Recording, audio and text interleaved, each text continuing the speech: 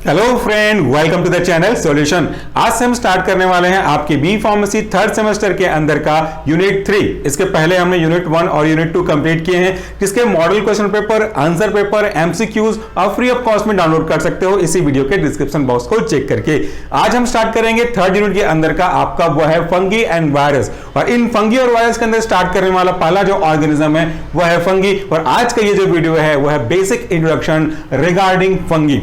ये फंगी, ये फंगस होता क्या है, आप अगर कहीं भी नजर उठा के देख लीजिए, आपको हर जगह इस तरह किसी न किसी लिविंग और नॉन लिविंग ऑर्गेनिज्म में फंगस देखने को ही मिलेगा। अगर हम अपनी बात करें या किसी एनिमल की बात करें तो वहां भी फंगल इन्फेक्शन हो सकते हैं, ईचिंग की प्रॉब्लम हो सकती है।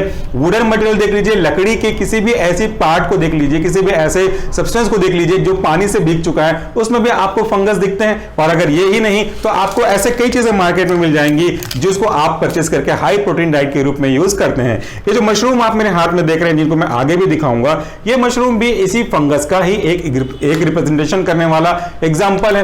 तो इसके क्या क्या इंपॉर्टेंट पॉइंट हो सकते हैं, किन किन एस्पेक्ट के बारे में हमको इसके बारे में पढ़ाई करनी है, वो आज के इस वीडियो में डिस्कस करेंगे। तो सबसे पहला है grow as single cell and it can also be grow as a multicellular filamentous colonies। इसका क्या मतलब है और क्या एग्जांपल है।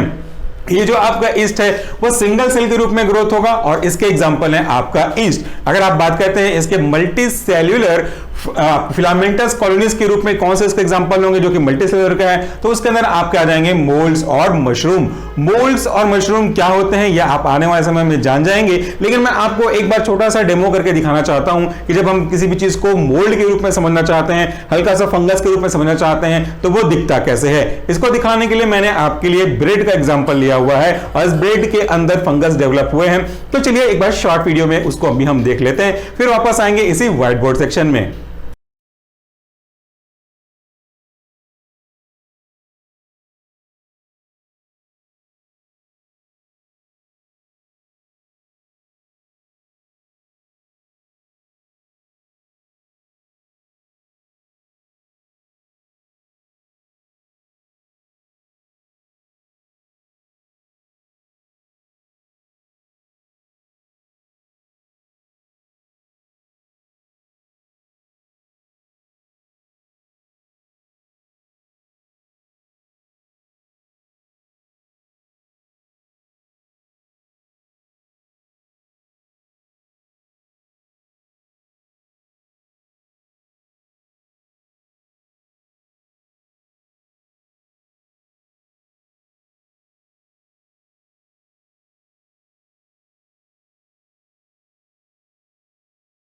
तो आपने देखा उस फंगस को कैसे रिप्रेजेंट करते हैं, ये हमने बचपन में भी प्रैक्टिकल रूप में किया हुआ था। ये भी फंगस के एग्जांपल हैं। जिस ब्रेड पे फंगस उगा वो ब्रेड खुद उसी फंगस के यूज करने के बाद बेकरी इंडस्ट्री में बना हुआ है, और उसी फंगस को जो आप ग्रोथ करते हुए देखें वो भी एक फंगस का एग्जांपल है। सो फंगस आर एवरीवेयर। दूसरा देखिए, इसकी जो स्टडी है वो क्या कहलाती है। अगर हम बात करते हैं बैक्टीरिया की, तो बैक्टीरिया की स्टडी कहलाती है बैक्टीरियोलॉजी, वायरस की स्टडी कहलाती है वायरोलॉजी। उसी तरीके से अगर आप बात करते हैं फंगस के रेस्पेक्ट में, तो जो फंगस की स्टडी होती है उसे हम कहते हैं mycology. So mycology is made of two word. जो पहला वर्ड है माइको, इसका मतलब होता है फंगस, और जो दूसरा वर्ड है आपका लॉजी, इसका मतलब होता है to study. Because microbiology is all about the study of microbes, biology is all about the study about biological organism. So as like same, आप जब बात करते हो आपके माइकोलॉजी की, तो वो स्टडी हो जाता है आपके फंगस के बारे में।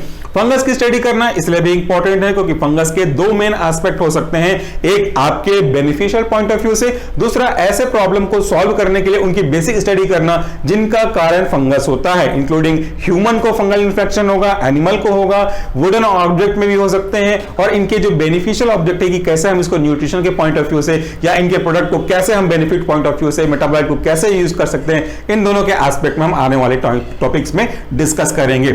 आगे बात करते हैं इनके रोल की। तो जो मैंने कहा अभी उन्हीं का एक्सप्लेनेशन है कि इनका रोल अलग अलग तरीके से अपन देख सकते हैं। पहला पॉइंट कहता है दे प्रोड्यूस हाइड्रोलाइटिक एंजाइम। अब ये क्या है, इसका क्या यूटिलिटी है और इसका मतलब क्या होता है। देखिए, हाइड्रोलाइटिक मतलब एक ऐसा एंजाइम ये रिलीज करते हैं जो किसी पर्टिकुलर सब्सटेंस को लाइसिस करने का काम करता है। और लाइसिस करने के लिए क्या हो सकता है इसका यूज, जब कभी भी आप ऐसी जगह पे देखेंगे जहां पे कोई डेड ऑर्गेनिज्म पड़ा हुआ है किसी जानवर की डेथ हो गई है, तो वहां पे उसको डिस्ट्रॉय करने का, उसको लाइसेंस करके एनवायरमेंट को एनवायरमेंट फ्रेंडली बनाने का जो काम होता है, उनमें मैक्रोऑर्गेनिज्म के साथ साथ ये आपके फंगिस भी काफी इंपॉर्टेंट यूज करते हैं। सो दे प्रोड्यूस हाइड्रोलाइटिक एंजाइम, और इसके कारण से हम यूज कर सकते हैं सॉइल के रेस्पेक्ट में। तो ये सॉइल की जो फर्टिलिटी है इसको इंक्रीज करने का काम करता है, और अगर सॉइल की फर्टिलिटी इंक्रीज होती है तो उसमें जो भी क्रॉप लगाया गया होगा उसका जो प्रोडक्शन है वो काफी अच्छा होगा।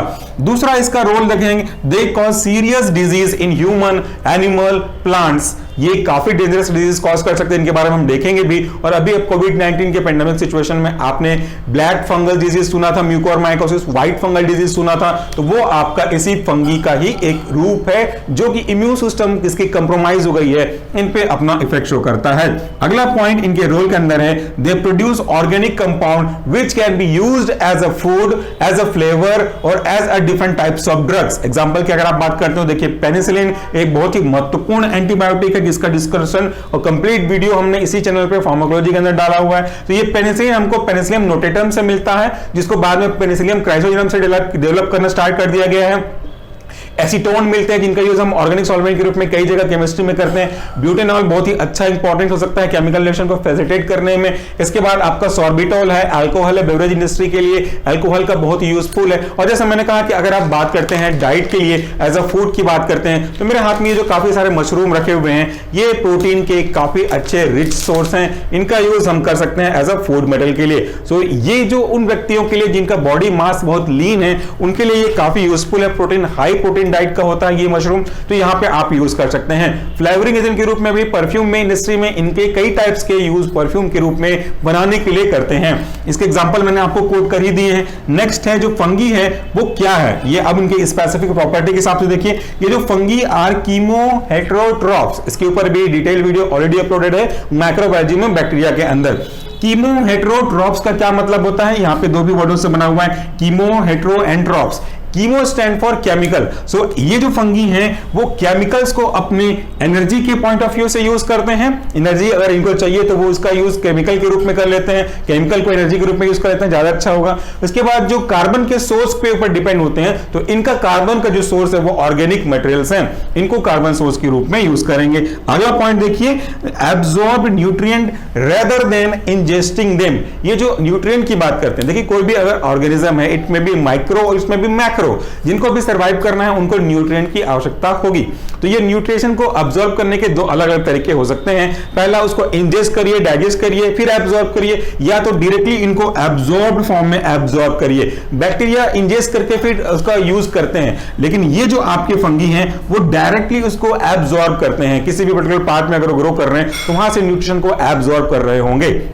आगे बात करते हैं नेक्स्ट मेन पॉइंट की, तो ये fungi grow better in pH of 5। ये जो सारे पॉइंट्स आप देख रहे हैं वो आपके कॉम्पिटिशन एग्जाम के पॉइंट ऑफ व्यू से काफी इंपॉर्टेंट है, खास करके ये वाला पॉइंट भी कि फंगी किस पर्टिकुलर पीएच रेंज में अच्छे से ग्रो हो सकते हैं। तो आंसर इज 5। अब मैं एक चीज आपको और डेमो करूंगा, लेकिन थोड़ा देर लगेगा इसमें। देखिए ये आपके कुछ important feature, salient features of fungi, क्या क्या मेन फीचर हो सकते हैं फंगी के, कैसे कैसे इसके यूटिलाइजेशन हो सकते हैं, क्या खास बात है, तो उसको समझाने के लिए चलिए मूव करते हैं एक प्रेजेंटेशन पे। उस प्रेजेंटेशन के वीडियो को देखते हैं, फिर हम वापस आएंगे कंक्लूड करने के लिए इसी व्हाइट बोर्ड सेक्शन में।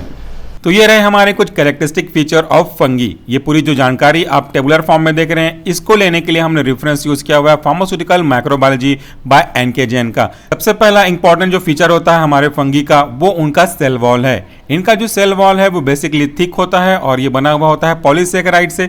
मोस्ट ऑफ द केसेस में यहाँ पे आप देखेंगे तो ये चिटिन का और माइक्रोफाइब्रिल्स के बने हुए होते हैं। माइक्रोफाइब्रिल क्या होता है, इसे हमने शॉर्ट में रेड कलर के इंक से आपको एक्सप्लेन किया हुआ है। Basically microfibrils are microfibril is very fine fibre और fibre like strand consisting glycoprotein and cellulose. तो ये क्वेश्चंस आपके लिए बहुत इंपॉर्टेंट है जीपैट जैसे कॉम्पिटिशन एग्जाम के पॉइंट ऑफ व्यू से। दूसरा जो फीचर है फंगी का, वो कहता है they are heterotrophic eukaryotic cells. ये जो आपके फूड हैं वो उनको एज सच यूज करते हैं प्लाज्मा मेम्ब्रेन के द्वारा। ये फूड को इंजेस्ट नहीं करते बल्कि फूड को एब्जॉर्ब करते हैं। इसको मैं आपको आगे और भी समझाऊंगा। इसके बाद अगला जो पॉइंट है वह है they exhibit typically branched growth.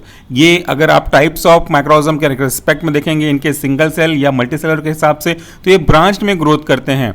और या तो इसके साथ साथ माइसीलियम जो बना हुआ होता है वो इंडिविजुअल फिलामेंट के होते हैं, उनमें हाइपा भी होता है। ईस्ट आर नॉन माइसीलियल, इनमें माइसेल नहीं पाए जाते हैं।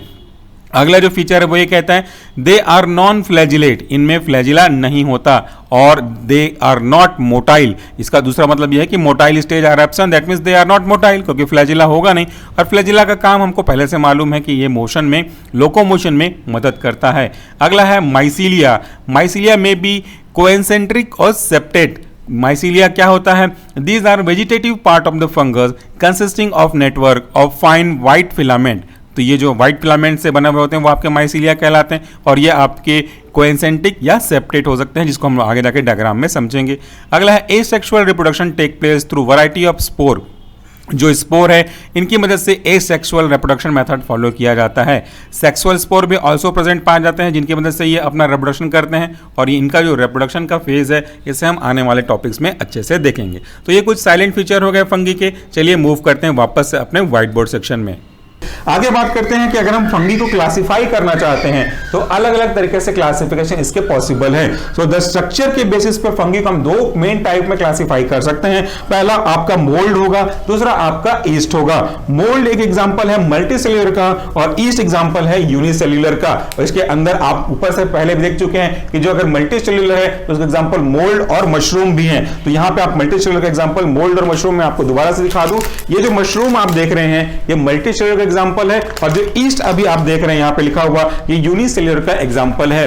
तो ईस्ट हो चाहे मशरूम हो, दोनों फंगस के एग्जांपल हैं। ये एक ईस्ट को रिप्रेजेंट करने वाला है, ड्राई ईस्ट का ग्रेन्यूल्स है। इसका यूज आप बेकरी इंडस्ट्री में करते हैं।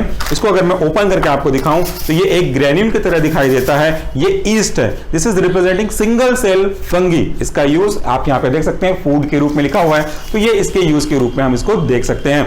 आने वाली वीडियो में इससे जुड़े हुए कुछ प्रैक्टिकल वीडियो भी मैं आपको इसी थ्योरी वीडियो के साथ कोलैबोरेट करके दिखा दूंगा। सो आज के वीडियो के लिए इतना काफी है। नेक्स्ट पार्ट में डिस्कस करेंगे इन्हीं के फर्दर डिटेल के बारे में कि कैसे इनको स्ट्रक्चर के हिसाब से अलग अलग तरीके से देखा जाता है। So friend, that's all for the day. Thank you so much for watching this video. अगर आप आज के इस व्हाइट बोर्ड सेक्शन का स्क्रीनशॉट लेना चाहते हैं तो थोड़ी देर बाद आप इसका स्क्रीनशॉट ले सकते हैं, मैं यहां से हट जाऊंगा। Thank you, take care.